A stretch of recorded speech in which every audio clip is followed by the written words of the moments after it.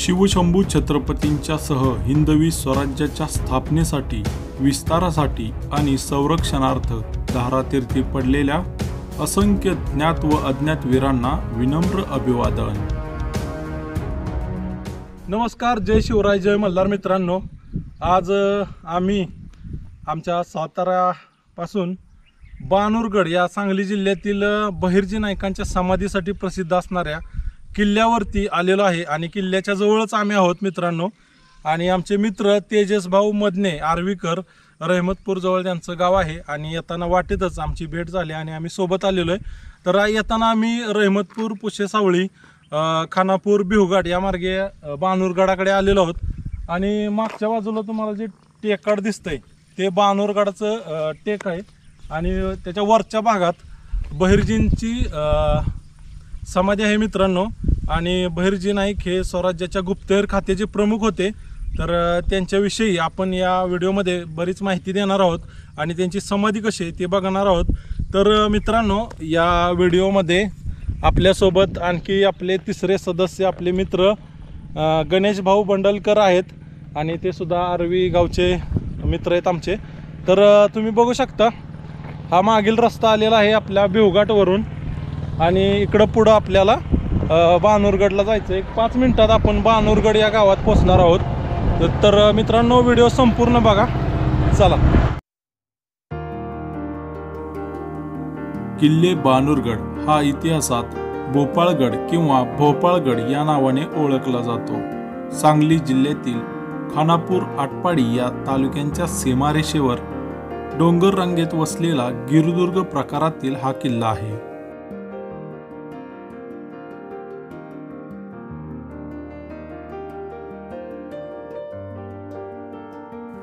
शिवकाळात स्वराज्याच्या सीमारक्षेच्या दृष्टीने बाणूरगडास अनन्यसाधारण असे महत्त्व होते। हाच बाणूरगड म्हणजेच पूर्वीचा भोपाळगड किल्ला आकाराने व विस्ताराने प्रचंड क्षेत्रफळाचा आहे। याच्या एका कोपऱ्यावर बाणूरगड नावाचे गाव वसलेले आहे। तर याच गावातून गडावर जाण्यासाठी एकमेव असा डांबरी रस्ता उपलब्ध आहे। बाणूरगडाच्या आजूबाजूला परिसरातच शुकाचार्य देवाची पूर्वीची प्राचीन गुफा आहे। तसेच कुळदुर्ग नावाचा किल्ला देखील याच परिसरात आहे। आता आपण बाणूरगड गावातून समाधीकडे म्हणजेच आपल्या बाणूरगडावरती असणाऱ्या महादेव मंदिराकडे चाललेलो आहोत। तर इथून पुढे काही अंतर गेल्यानंतर आपण गडाच्या मध्यभागी जाऊन पोहोचतो।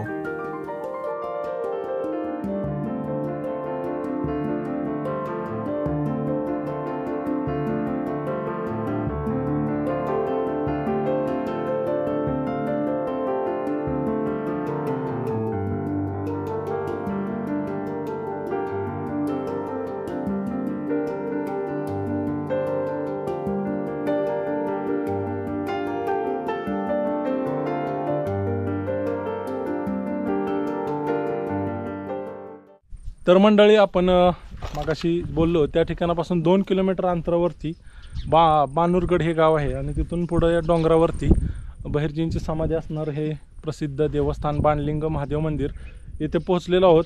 आणि आता आम्ही तिघही तुम्हाला व्हिडिओमध्ये पुढे जाईल तसं बहिर्जींच्या विषयी आणि या ठिकाणी बहिर्जी नायकांची समाधी कशी आहे, म्हणजे बहिर्जींचा या बाणूरगडाशी नक्की संबंध काय आणि त्यांची समाधी इथं कशी आहे याबाबत इतिहास सांगणार आहे। तर चला।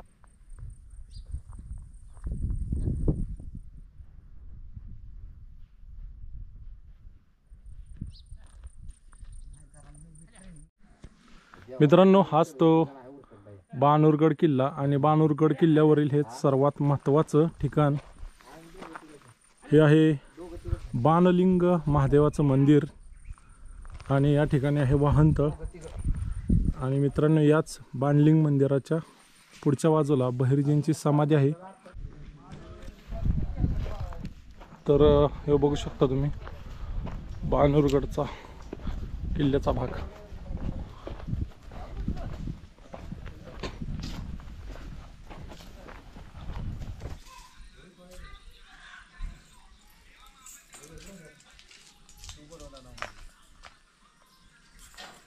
आम्ही व्हिडिओज बनवतोय. असं का? आम्ही सातारवरून आलोय. आलाय का? आम्ही बहिर्जींच्या समाजातलंय. असं का? हा, तेच म्हटलं निवद कसं काय आजच्या दिवशी म्हणून म्हणलं. म्हणजे ते घरी याला माझा कार्यक्रम आहे त्यामुळे गावात जेवढं देव आहे तेवढं. म्हणजे तुम्ही कुठलाही असं म्हणजे सण असला की नैवेद्य घेऊन येता येत. होय होय. बर, तुमचं गाव नाव कुठलं? आम्ही इथलंच आहे, बानूरगडचं. बानूरगडचंच का? हा, प्रॉपर बानूरगडचं. होय. तरी आता ह्या 5-10 वर्षात जरा हम्म. ह्याच्या आधी एवढा मोठं व्यक्तिमत्व म्हणजे लोकांच्या इतिहासाच्या पानात गळून पडलं. हा, पण आता ह्या अलीकडल्या 10 वर्षात बऱ्यापैकी की नाही मग आपला पण प्रयत्न तेच असतो, असं युट्यूब वरती माहिती टाकत 100% असतो. प्रयत्न चांगला आहे तुमचा. गड किल्ले हे आपल्या बहिर्जींचं. हो हो हो. 12 किल्ले 12 यश होते या गावाला.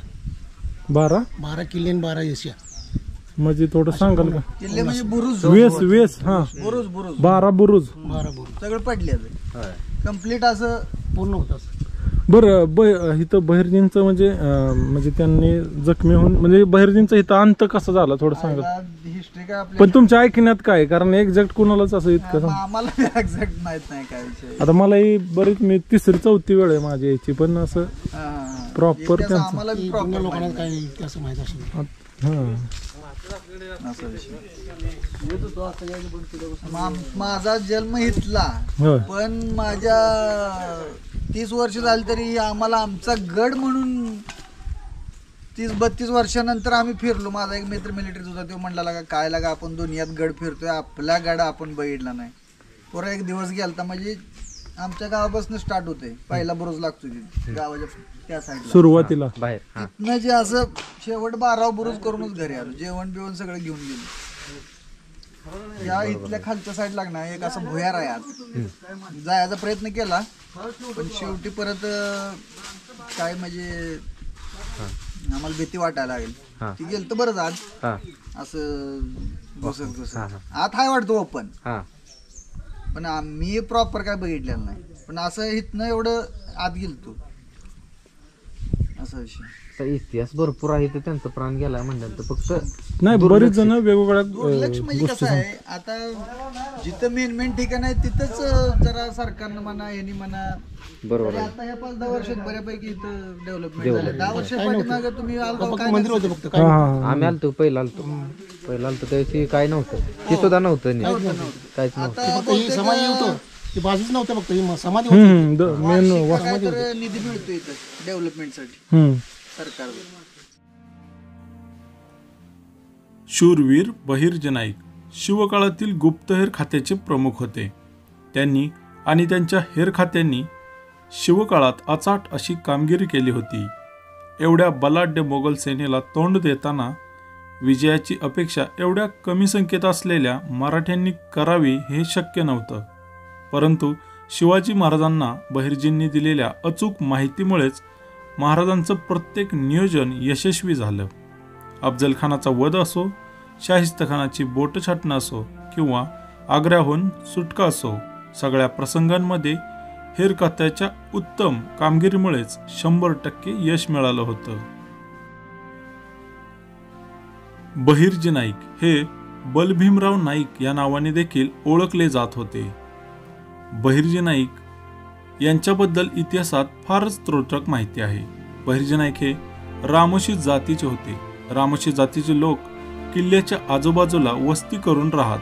तशी ही रामोशी जात आदिवासी जमातीतच मोडली जाते. किल्ल्याच्या आजूबाजूच्या जंगलात वस्ती करून राहत असल्याने ही माणसं साहसी होती आणि जंगलात राहत असल्यामुळे काही ना काही अडचणींना त्यांना सामोरं जावंच लागायचं. त्यामुळे साहस आणि लढण्याची वृत्ती त्यांच्या अंगात भिनलेली होती. बहिर्जी नाईक यांच्याबद्दल असं सांगितलं जातं की एकदा ते जर कामगिरीवर निघाले की त्यांना 10 दिवस जरी अन्न मिळाले नाही तरी त्यांना फरक पडत नसे. त्यांच्या कामावरून लक्ष हटत नसे. एवढंच नव्हे तर महिना एकाच झाडावर दबा धरून बसण्याची वेळ आली तरी ते बसत असत, पण कोणाच्या लक्षात येत नसे. धावायला लागले तर वाऱ्याच्याही दुप्पट वेगाने ते धावत असत. मंडळी, एकटे स्वतः बहिर्जी नाईक ही अवघड कामं कधीच करत नसत. त्यांच्या हाताखाली देखील 5 मुख्य गुप्तहेर होते. शिवाय त्या 5पैकी प्रत्येकाच्या हाताखाली हेर नेमलेले होते. ही सगळी माणसं बहिर्जींनी स्वतः प्रत्यक्ष पारखून घेतली होती.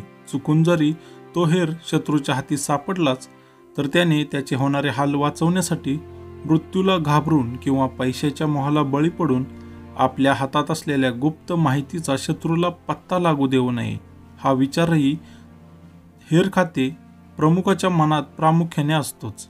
आपण निवडलेला माणूस शत्रूचे सगळे हाल पेलवणे इतका खंबीर मनाचा आणि दणकट शरीराचा आहे की नाही हे पहिलं बघितलं जात असे. ते परीक्षण तेव्हाही केलं जायचं आणि आजही केलं जातंच. यामागे काय कारण असतं की कोणत्याही देशाचा हेर शत्रूच्या हाती सापडला तर तेथे त्याचा जो अनन्वित छळ केला जातो हा छळ सोसणं सोपं काम नाही. त्यासाठी त्या हेराची कातडी ही गेंड्याचीच असावी लागते आणि मन सुद्धा दगडा इतकं टणक असावं लागतं.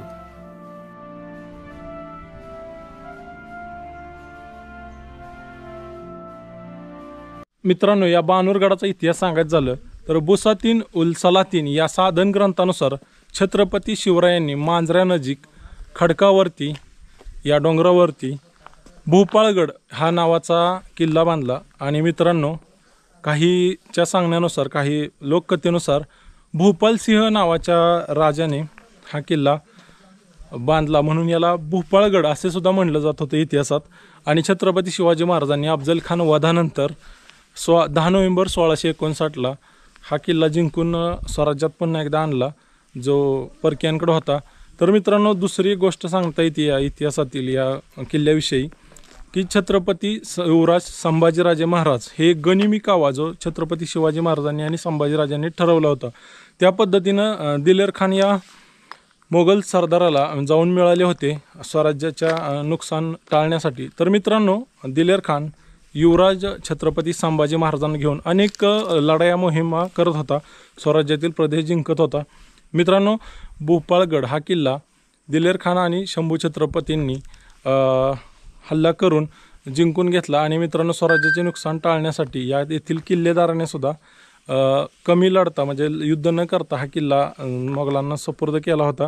आणि मित्रांनो, नंतर या गायकवाड नावाच्या येथील किल्लेदाराची शंभूराज यांनी मुक्तता देखील केली होती जेणेकरून त्यांच्या जीविताची हानी होऊ नये म्हणून. आणि मित्रांनो, त्याचा विश्वास बसावा म्हणून शंभूराज यांनी त्यांना हा बानूरगड किल्ला दिलेर खानाला जिंकून दिला होता. तर असा काही इतिहास या बानूरगडाविषयी आपल्याला सांगता येतो. आणि स्वराज्यातील 350 किल्ल्यामध्ये मित्रांनो हा एक किल्ला आहे. आणि खरंच या किल्ल्याची अवस्था बघता आता या किल्ल्यावरती काही मोजके अवशेष शिल्लक आहेत. बाकीच्या सर्व प्रदेशात तुम्ही जर फिरला तर तुम्हाला एक दरवाजा, एक चोर दरवाजा अशा काही गोष्टी, पण हा किल्ला आकाराने खूप मोठा असल्यामुळं तुम्हाला फिरण्यासाठी 2 ते 3 तास लागू शकतात. आणि गडावरती बरेच भल्या मोठ्या काट्यांची झाडं आहेत आणि शक्यतो जास्तीत जास्त जे बांधकाम होतं पूर्वीची ती ढासळून गेलेली आहेत. आणि त्या वास्तूंचे दगडं वगैरे आपापल्या इथं घरांना शेतांना संरक्षा म्हणून जे रचली जातात त्या दगडांमध्ये त्यांनी वापर केलेला आहे स्थानिकांनी. आणि बरेच बुरुज पूर्वी या किल्ल्याला असणारे पाडण्यात आलेले आहेत किंवा निसर्गाच्या कोपामुळे ते ढासळलेले आहेत. तर गडावरील मुख्य आकर्षण आणि महत्त्वाचे ठिकाण म्हणजे हेच बाणलिंग देवस्थान आणि आपल्या बहिर्जी नायकांची समाधी. मित्रांनो, ही बहिर्जींची समाधी या प्रसिद्ध महादेवाच्या मंदिराच्या समोर आहे. आणि हे बाणलिंग महादेवाचं मंदिर आहे बघा. मंदिराच्या समोर ही दीपमाळ आहे. तसेच पुढच्या बाजूला अगदी मंदिराच्या समोरच ही बहिर्जींची समाधी असून आता आपण मंदिरात प्रवेश करूया. हे बघा, पूर्वीच्या काळी या मंदिराची बांधलेली ही भव्य अशी कमान आणि या कमानीमध्ये देवड्यांची जागा आहे. तसेच हे बघा, आपण या बाणलिंगाच्या मंदिराच्या परिसरात आलो आणि या ठिकाणी आपल्याला एक शिवलिंग दिसतंय बघा. मंदिराच्या समोरील सपाट भागात हे शिवलिंग आहे. आणि मित्रांनो, अतिशय प्राचीन असं हे बाणलिंगाचं मंदिर आहे. आत्ताच अनेक नवविवाहित जोड्या या ठिकाणी दर्शनासाठी आलेल्या आपण बघितल्या. कोणत्याही जाती धर्माचा असला तरी या बाणलिंगाच्या दर्शनाला अनेक या ठिकाणचे लोक नवविवाहित खास करून या बाणलिंगाच्या दर्शनासाठी येत असतात. मित्रांनो, आता आपण मंदिरात प्रवेश करूया. या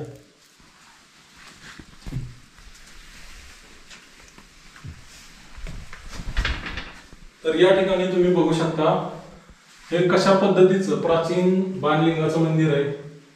मित्रांनो, आपल्या शिवकाळात शिवछत्रपतींनी महादेवांना सर्वोच्च स्थान दिलेलं आहे आणि आई तुळजाभवानीला. तर अशी महादेवाची मंदिरं आपल्याला अनेक किल्ल्यांवरती पाहायला मिळतात. तसेच हे बाणलिंगाचे मंदिर सांगली जिल्ह्यातील बाणूरगडावरचं प्रसिद्ध असं महादेवाचं मंदिर आहे. तर या ठिकाणी आपण मंदिर बघू शकतो. छोटासा गाभारा आहे मित्रांनो. तिथं गणेशपट्टी तसेच 4 खांबावरती या मंदिराचा सभामंडप स्थिरलेला आपण बघू शकतो. तर आपण दर्शन घेऊया.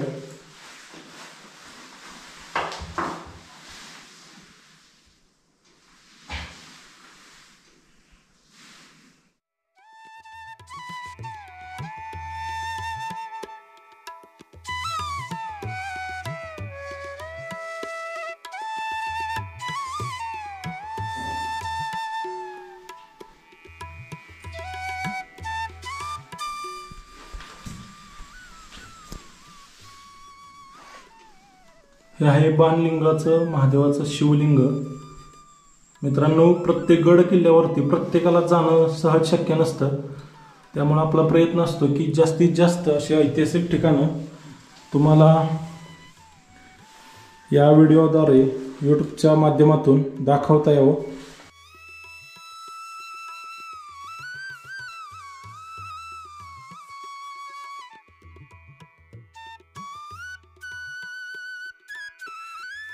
तर मित्रांनो, आपलं दर्शन झालेलं आहे. तर आपण आता बाहेरील भागातील इतिहास किंवा गोष्टी बघूचा. मित्रांनो, मंदिर बघा कसं आहे आपल्या महादेवांचं.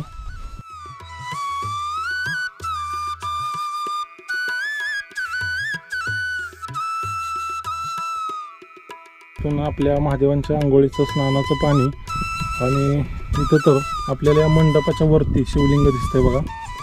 आणि हे विशिष्ट अशी रचना पूर्वीच्या काळी या ठिकाणी केलेली आहे.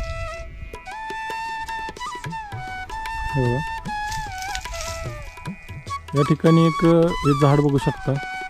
गडावरती अशी मोजकीच मोठी जी झाड आहेत ती याच परिसरात आहेत मंदिराच्या.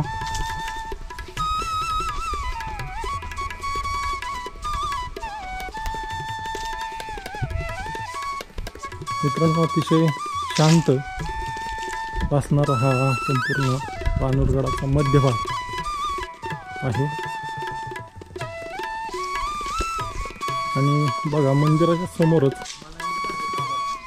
हे बहिर्जींचं स्मारक आहे, समाधी स्मारक.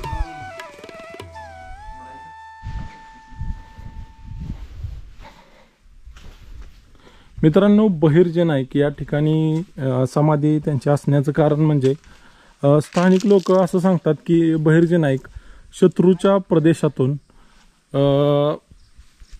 आले होते आणि या ठिकाणी जखमी अवस्थेत ते या गडावरती लपले होते आणि शत्रूच्या सैन्यानं त्यांना जखमी अवस्थेत पकडलं आणि या ठिकाणी देहदंड दिला असं सांगितलं जातं. तर दुसरी आख्यायिका अशी आहे की शत्रूच्या प्रदेशात त्यांच्या पाठलागावरती सैन्य होतं आणि ते या बाणूरगडावरती जखमी अवस्थेत येऊन लपले होते आणि दुश्मन सैन्याला याच गडावरती सापडले जखमी अवस्थेत. आणि त्यांनी म्हणजे आपल्या स्थानिक इथं लोक सांगतात की त्यांना पकडल्यानंतर ते अतिशय जखमी अवस्थेत होते आणि त्यांना शेवटची इच्छा विचारली गेली. तेव्हा त्यांनी मला गडावरील बाणलिंग महादेवाच्या समोर माझा अंत करा अशी एक शेवटची इच्छा व्यक्त केली. आणि त्यावरूनच या मंदिराच्या अगदी समोरच्या भागात त्यांना म्हणजे त्यांची हत्या करण्यात आली म्हणून इथं त्यांची समाधी समोरच्या भागात आहे असं काही स्थानिक सांगतात. मित्रांनो, पण आपण जी माहिती सांगितली याला कोणताही असा पुरावा किंवा असा दाखला देता येत नाही, कारण इथं स्थानिक लोक आहेत, ही पूर्वीपासून राहणारी किंवा या भागातील लोक, आपण जेव्हा त्यांना विचारतो तेव्हा अशाच प्रकारची माहिती देतात. खरं तर एक्झॅक्ट म्हणजे नक्की त्यांच्यासोबत नक्की काय घडलं हे आपल्याला सांगता येणार नाही, ते इतिहासालाच माहिती. परंतु आपण एक सामायिक गोष्ट म्हणजे की त्यांचा अंत या मंदिराच्या समोर झालेला आहे, म्हणूनच पूर्वीपासून या ठिकाणी म्हणजे समाधीची जागा होती. आणि काही इतिहासप्रेमी आपल्या इतिहासकारांनी वगैरे सर्वांनी मिळून जे बहिर्जींचे वंशज आहेत का ते इथं येऊन त्यांचा जो दिवस असेल त्या दिवशी नैवेद्य आणि त्यांचं पूजन वगैरे करायचे. त्यावरूनच त्यांनी सर्व ऐतिहासिक गोष्टी पाहिल्या असतात. त्यांना बहिर्जींचीच ही समाधी आहे. आणि मित्रांनो, हे समोर आलं आणि तेव्हापासून या ठिकाणाचं बरंच जीर्णोद्धार किंवा नवीन पद्धतीचं इतकं बांधकाम करण्यात आलं आणि बहिर्जी नाईकांची समाधी ह्या संपूर्ण भारतीयांना या ठिकाणी असल्याचं समजलं. पहिलं तर या ठिकाणी फक्त बाणलिंगाचं हे मंदिरच लोकांना माहीत होतं आणि बहिर्जींची समाधी आता उदयास आलेली, सर्वांच्या समोर आलेले, उजेडात आलेले. तर मित्रांनो, पक्का असं सांगता येणार नाही, पण बहिर्जींचा अंत त्यांनी शेवटचा श्वास या मंदिराच्या समोर घेतला एवढंच आपण सांगू शकतो. 350 वर्षानंतर आजही हिंदवी स्वराज्याचा गुप्तहेर कोण हे जर विचारलं किंवा सांगितलं तर तुम्हाला एक नाव प्रामुख्याने तुमच्या डोळ्यासमोर येईल किंवा तुम्हाला ऐकायला भेटेल, ते म्हणजे शिवनेत्र बहिर्जी नाईक. यांनी स्वराज्यात खूप मोठा आपला सिंहाचा वाटा दिला आहे. लढाया ह्या फक्त तलवारीनंच जिंकल्या जात नव्हत्या, तर त्या लढाया आधी बहिर्जी नाईक किंवा गुप्तहेरांच्या ज्या मोहीम असेल किंवा मोहिमेची जी रूपरेषा असेल, आखणी असेल, त्याच्यानुसार ह्या संपूर्ण लढाया होत होत्या. तर मित्र हो, आपण बाणूरगड या किल्ल्यावरती आलो, बहिर्जी नाईकांची समाधी बघितली आणि मित्रांनो, शक्य तितका इतिहास देखील या व्हिडिओमध्ये आपण तुम्हाला सांगितला. तर माझ्यासोबत हे माझे तेजस भाऊ आणि गणेश भाऊ हे मित्र होते. तर तुम्हाला हा आमचा व्हिडिओ दाखवण्याचा प्रयत्न आवडला असेल तर व्हिडिओला लाईक करा, शेअर करा या व्हिडिओला, आणि चॅनलवर नवीन असाल तर चॅनलला सबस्क्राईब करायला विसरू नका. या चॅनलवरती अशाच गड किल्ल्यांच्या आणि वीरांच्या तसेच ऐतिहासिक गोष्टींच्या माहितीपूर्ण व्हिडिओ तुम्हाला बघायला मिळतील. तर चला भेटू नवीन अशा एखाद्या सुंदर आणि ऐतिहासिक वास्तूसोबत. धन्यवाद. जय मल्हार, जय राजेमज नाईक, जय बहिर्जी नाईक, जय शिवशंभू छत्रपती. शूरवीर बहिर्जी नाईकांचा विजय असो.